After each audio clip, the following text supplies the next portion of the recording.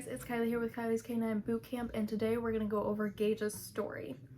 Mazikeen is right there and Gage's butt is there. You can see his butt. That's him, and that ear that's flopping around is her. So they're both in here. You may see both of them get up here and there. Before I jump into this, I do want to say two things. We were intending to get a pet. We were not expecting Gage, our first pick, to be the best option. The reason we took the risk is because we were currently working with, my mom was currently working with a shelter at the time. She's a dog trainer, and she was taking on pets from Craigslist that the animal control would not be allowed to take away from them because there was not clear signs of neglect or abuse. My mom would take those dogs on and she would bring them into her home and she would rehabilitate them, make them the perfect candidate for adoption, and then put them up for adoption through the shelter. So we went on Craigslist, we found Gage, he was listed for free, and he was in bad shape. So that's why my mom took him on. And let me also say, we were looking for a pet dog. He was not supposed to be a service dog. We weren't expecting him to be. With the situation he came from, the likeliness of him having the perfect temperament or being a tolerable dog was less than normal.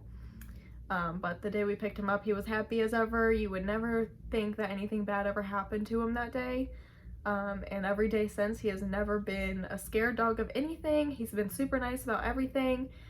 He's a bulletproof dog, so if you watched him, you would really just think he had lived the best life his whole life. But unfortunately, that is not true. Gage came from a neglect situation. The situation there was they left him outside all day and would just keep filling the food bowl because they couldn't remember the last time that they fed him or how much they fed him, so they just kept filling it. And this was all year round. And keep in mind, this is Illinois, and it was cold in the winter time. This was 9 years ago, so it's even colder than it usually is nowadays in the winter time. And when we went to pick him up, there was like 2 feet of snow and he was sitting outside, and it was like, ooh. But he handles the snow super well, luckily. So it's still bad. Don't leave your dog outside all day, especially in winter time or midsummer. Like fall and spring could be a little bit better depending on where you live, but like wintertime and summertime, come on, take your dog inside. Why do you even have the dog? But yeah, so they would just keep filling the food bowl because they couldn't remember when or how much he had before that, and he got up to 120 pounds at the age of 18 months old, aka a year and a half. And don't know if all of you guys know this, but at a year and a half, those joints are not fully formed. They're still growing. And you add extra weight to that is unnecessary to the body, it's just going to cause issues in the future. And sure enough, it has. He now has arthritis, and both me and the vet believe that it is because he was so obese when we got him. At a healthy weight, Gage is around 95 pounds. He is much larger for a lab. However, he's not fat anymore, so that's nice, but he is 95 pounds at a healthy weight for him. They also had a kitten there, and that kitten left scars all over Gage's face because it was evil. It was about this big. I don't know too much about cats and like their stages of life. I'm pretty sure though that a cat like that big should not be away from its mom, but it was, and it was not a happy cat. Probably why it was so mean to literally anything that moved was because it wasn't with his mom and it was like that big. It probably still needed milk. I don't know that for a fact, but I'm pretty sure that's true. And they had kids too. They had very little kids. One was a newborn, and this cat literally scratched everyone and everything. Gage just got the brunt of it. He still does have some scars from that cat. Their reasoning for giving him up was apparently that he jumped on people, which he did. And especially being at the weight that he was, that was really hard on people, especially when you have smaller kids. However, he trained out of it in 3 days when we got him. What we think they really rehomed him for was because they got a new kitten and they wanted the kitten over him. And they didn't get along, so they got rid of him instead of the cat. That's what I think. Maybe it is a combo of the two, but I'm pretty sure that kitten had something to do with them wanting to get rid of him. He also had separation anxiety, which we were not told when we got him. It wasn't too severe. He did kind of grow out of it, I guess you could say. It was more of just he learned that we weren't going to abandon him. I have no clue how many homes he had before us. We know that there was at least one, and we know that he did come from a breeder. He did come with AKC papers, and we did look at the breeder. We did look at the bloodline, and it's a really great breeder. He has really great dogs that are mostly bred for hunting. He has a few bred for show, so he has 2 separate lines that he breeds, but Gage came from a mix of 2 of them. He was trying to find a hunting dog that was a little bit more laid back, and Gage is very much so laid back, but he has pretty much no hunting instinct, so he probably, we assume that they did try to train him for hunting. He just didn't go for it. He wasn't very good at it. The reason we assume that is because when we shot a gun, he was perfectly fine with it. He literally had no issue with it, and he would sit right by your side like he was waiting, but he wouldn't go to get anything. So we don't think he would have been a great hunting dog, and that could be a possibility of his past, but we don't know that for a fact.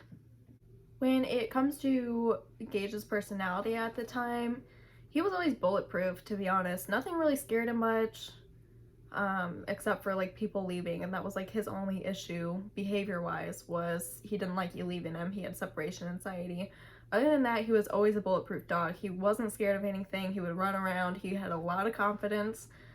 He had a lot of energy for a heavier dog, but not so much that you're like, just sit down for a second. He was just like that perfect dog where it's like, he'll get energy when you have energy, and he'll run around with you all you want, but he'll also sit on the couch with you all you want. As he's gotten older, he pretty much has no energy. He would rather sit on the couch than run around. He was an oddball.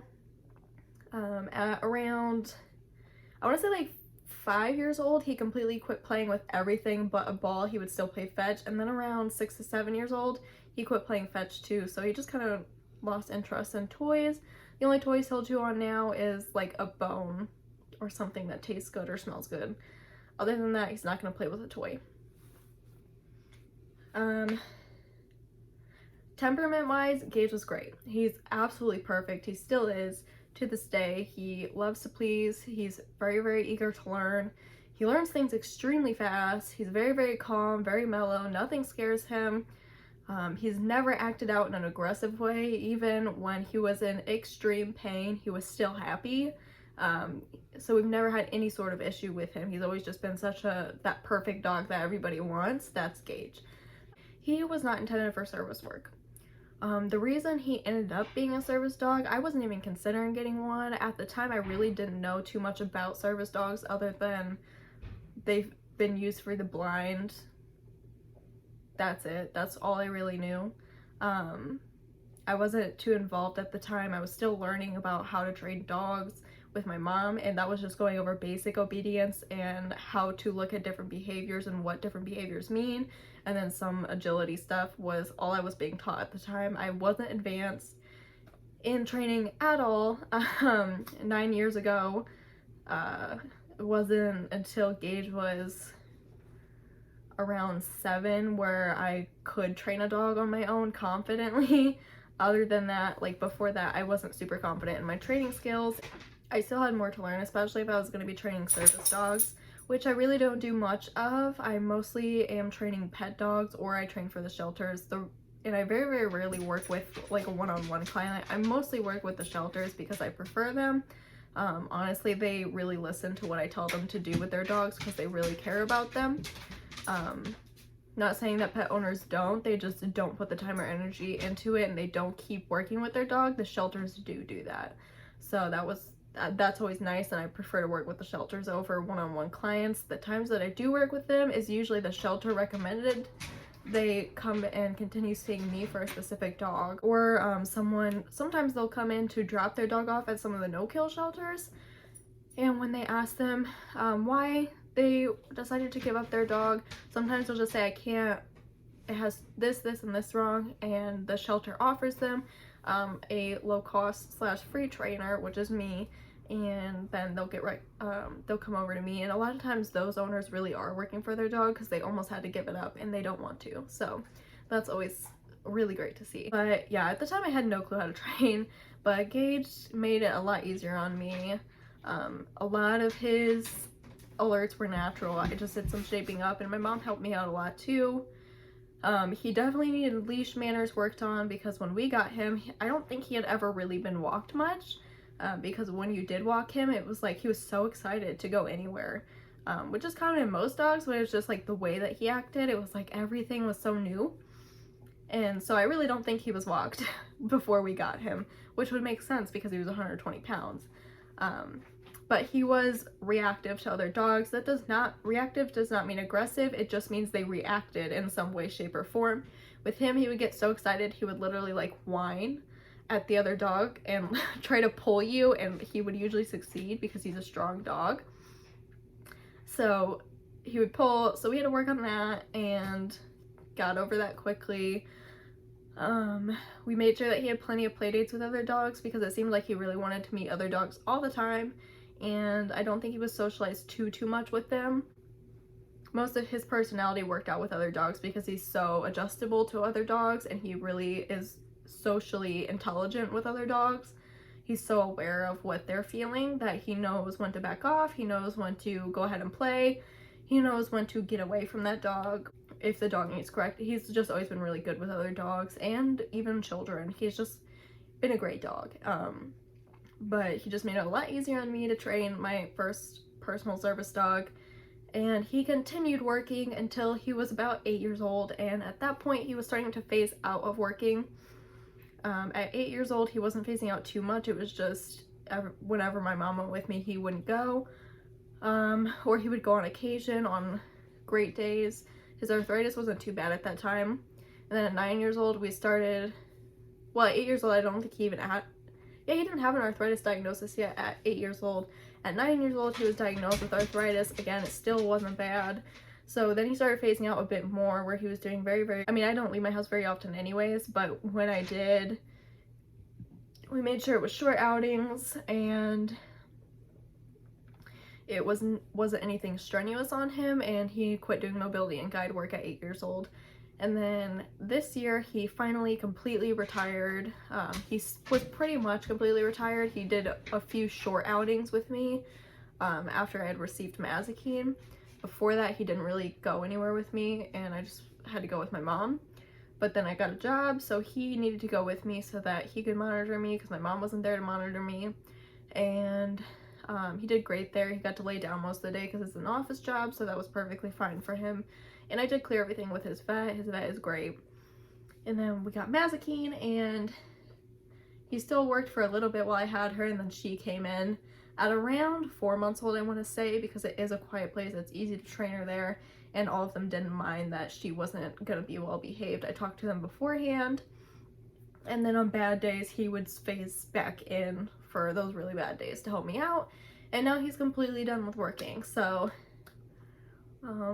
yeah, that's basically Gage's story. That's how I got him and how he ended up saving my life after we just expected him to be a normal pet dog like everyone else has.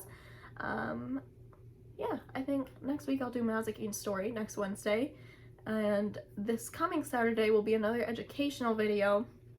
This Saturday's educational video will go over service animals versus ESAs versus therapy dogs, because obviously a lot of people don't understand that. And then I'll also go over service dog etiquette and how to behave around a service dog, because people don't seem to get that either. So that'll be this Saturday. Again, next Wednesday will be Mazikeen's story and how she ended up with me.